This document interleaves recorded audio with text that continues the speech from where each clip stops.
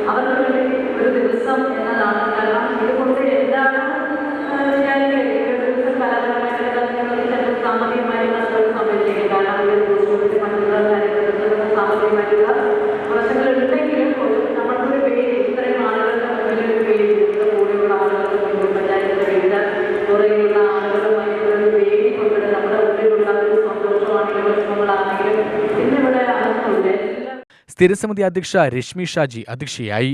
പഞ്ചായത്ത് അംഗങ്ങളായ Sumitha Shaheer, AT Varghese Kutty, Ushakumari, ICDS supervisor Suma, V Varsha എന്നിവർ സംസാരിച്ചു. തുടർന്ന് വിവിധ കലാപരിപാടികൾ നടന്നു.